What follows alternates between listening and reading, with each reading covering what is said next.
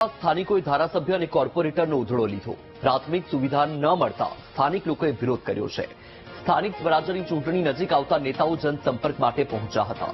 ધારાસભ્ય બાબુ જમનાદાસ પટેલ લોકોની મુલાકાત માટે પહોંચ્યા હતા, ત્યારે સ્થાનિકોએ પાણી, ડ્રેનેજ જેવી સમસ્યાઓને લઈને નેતાઓને સવાલ કર્યા। લોકોએ સમસ્યાઓ અંગે રજૂઆત કરતા કોર્પોરેટર બળદેવ પટેલ રોષે ભરાયા। રોષે ભરાયેલા કોર્પોરેટર બળદેવ પટેલે અભદ્ર ભાષાનો પણ ઉપયોગ કર્યો હતો।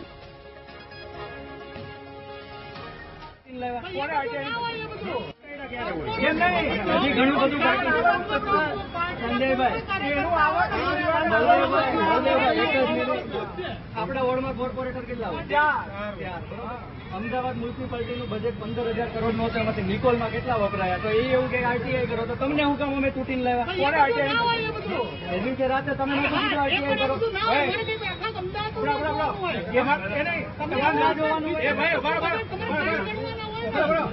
જો તમે ગણાવો કેટલા કરોડ ના કામ છે? નિકોલ હું તમને ગણાવું, જો 8 કરોડની લેબોરેટરી બનાવી, લાઇબ્રેરી જોઈ આવો, ફોટો જોઈએ। સંવાદદાતા પાર્થ આપણી સાથે લાઈવ જોડાયા છે। પાર્થ, નિકોલમાં જનસંપર્ક માટે પહોંચેલા નેતાઓને લોકોએ ઝાડી નાખ્યા, લોકોનું શું કહેવું છે?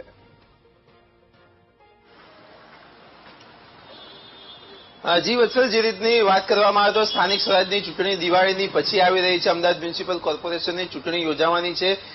ભાજપ હોય કે કોંગ્રેસ હોય, બંને પક્ષો દ્વારા તૈયારીઓ કરી દેવામાં આવી છે અને હવે ભાજપના નેતાઓ છે તે સ્થાનિક લેવલે સ્તર ઉપર જઈ રહ્યા છે, લોકોને મળી રહ્યા છે, લોકો સાથે મુલાકાત કરી રહ્યા છે અને કોર્પોરેશનની ચૂંટણી જીતવાનો અત્યારથી જ પ્રયાસ કરી રહ્યા છે। ત્યારે ગઈકાલની વાત કરવામાં આવે તો નિકોલ વિસ્તારમાં ભાજપના ધારાસભ્યથી લઈને કોર્પોરેટરો લોકો સુધી પહોંચ્યા હતા, સોસાયટીઓમાં ગયા હતા। ત્યારે અનેક જે નિકોલની અમુક જે સોસાયટીઓ છે તેમાં ભાજપના જે નેતાઓ છે, ધારાસભ્ય છે, કાર્યકર્તાઓ છે, તેમનો વિરોધ થયો હતો। સ્થાનિક લોકો આપણી સાથે જોડાયા છે, તેમની સાથે ખાસ વાતચીત કરીશું। નિકોલની સમસ્યા છે, સમસ્યા શું છે, નિકોલમાં ખરેખર જે પરિસ્થિતિ હાલની છે એ કેવી છે, તો આપણે ખાસ વાતચીત કરીશું સ્થાનિકો પાસે।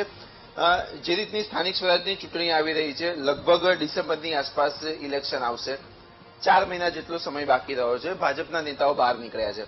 સ્થાનિક તરીકે નિકોલની પરિસ્થિતિ કેવી અને શું રજૂઆત કરવામાં આવી હતી અને શું થયું હતું પછી? જ્યારે અમારા નિકોલનો લગભગ 2010થી મ્યુનિસિપાલિટી કોર્પોરેશનમાં ફેરવવામાં આવ્યું, ત્યારથી આખા નિકોલમાં લગભગ 30% કામ થયેલું છે।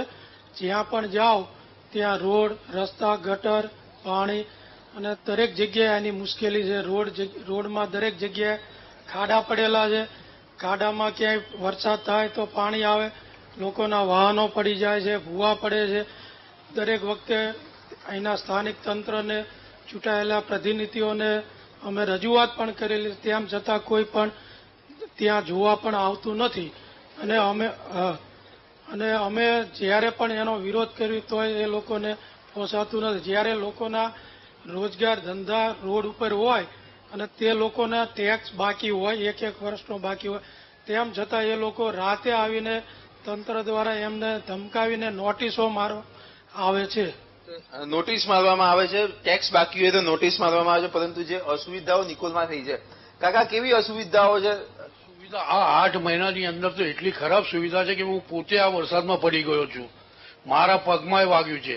આ 8 મહિનાથી હર રસ્તા ઉપર સીતારામ ચોક, ગોપાલ ચોક, આ બધી બાજુ એટલું વરસાદ ભરાય છે કે ના પૂછો વાત।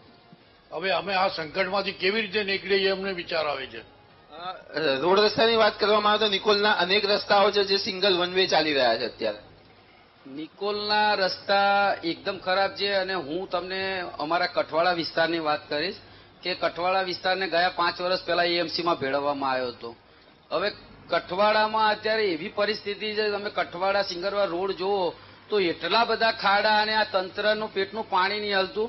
કાલે મેં નિકોલના સ્થાનિકોની એક રજૂઆત જોઈ હતી મીડિયાના કે ભાજપના ધારાસભ્ય અને કોર્પોરેટરશ્રીઓને પ્રશ્ન કર્યા તો એમને એમના વર્તન પરથી એવું લાગી રહ્યું કે હવે એમને સત્તાનો એટલો બધો નશો અને એટલો બધો પાવર આવી ગયો છે કે આમ પ્રજા પ્રશ્ન કરે તો એની જોડે જે વર્તન કરતા હતા હાથ ખેંચીને, તો હવે આ લોકોને શું કરવા માંગે કે અત્યારે લોકશાહી જેવું રાખ્યું છે કે નહીં રાખ્યું?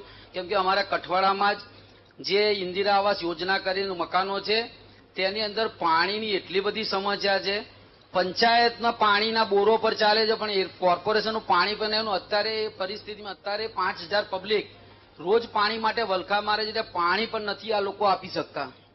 નિકોલ વિસ્તારની વાત કરવામાં આવે તો અનેક એવા રસ્તાઓ છે કે જે ડ્રેનેજની મોટી મોટી લાઈનો જે છે તેનું માલ મટીરિયલ મૂકી દેવામાં આવ્યું છે અને બ્લોક કરી દેવાનું છે. તમને લાગે છે કોર્પોરેશન જ હવે રોડ ઉપર દબાણ કરી રહ્યું છે? સાહેબ, આ વસ્તુ બહુ સત્ય છે કે હાલમાં નિકોલમાં એક પણ રસ્તો એવો નથી કે જે double way, only single way છે.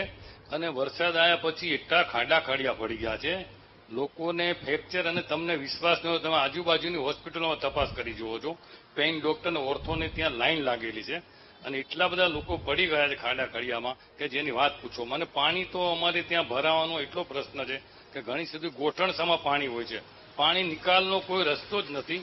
અને ગઈકાલે જે મીડિયામાં અમે જોયું, ધારાસભ્યોને પોતાને શરમ આવી કે કોર્પોરેટરનો હાથ પકડીને એને સાઈડમાં લેવા પડે, એ બહુ ખરાબ શરમજનક વાત છે. દિનેશભાઈ, તમે શું કહેશો? ગઈકાલની ઘટનાથી નિકોલમાં કેટલો રોષ છે જનતામાં? કોર્પોરેટરો અત્યારે ભારતીય જનતા પાર્ટીના નિકોલ વોર્ડમાં રાઉન્ડ લેવા નીકળ્યા છે. અમદાવાદ શહેર ભાજપના પ્રમુખના ઓર્ડરથી, સૂચનાથી આ લોકોને એવું કહેવામાં આવ્યું છે કે રાઉન્ડ લેવા જાઓ. હવે રાઉન્ડ લેવામાં પરિસ્થિતિ એ છે કે કોર્પોરેટરો ખુદ પોતે શરમજનક પરિસ્થિતિમાં છે કે કયા વિસ્તારમાં રાઉન્ડ લેવો, કેમ કે તમામ ઘટનાઓથી કોર્પોરેટરો વાકેફ છે. આજે નિકોલના રોડ રસ્તા હોય, નિકોલમાં વરસાદી પાણી હોય, નિકોલમાં ગટરના પાણી હોય, નિકોલના તળાવોમાં ચારે બાજુથી ગટરના કનેક્શનો જોઈન્ટ કરી દેવામાં આવ્યા હોય, મચ્છરજન્ય રોગોનું પ્રમાણ વધી ગયું હોય, અને વિસ્તારની પ્રજા જે આજે ટેક્સ ભરી, જે આજે 25 લાખ 50 લાખ રૂપિયાના ફ્લેટો ખરીદે છે અને કોઈ પણ જાતની એ લોકોને સુવિધાઓ નથી, એના લીધે ધારાસભ્યશ્રી અને કોર્પોરેટરશ્રીઓને એ લોકો સવાલનો મારો ચલાવે છે કે અમદાવાદ શહેરનું 15,000 કરોડ રૂપિયાનું બજેટ છે, ક્યાં વપરાયું? ત્યારે આ નિર્લજ્જ, શરમ વગરના કોર્પોરેટરો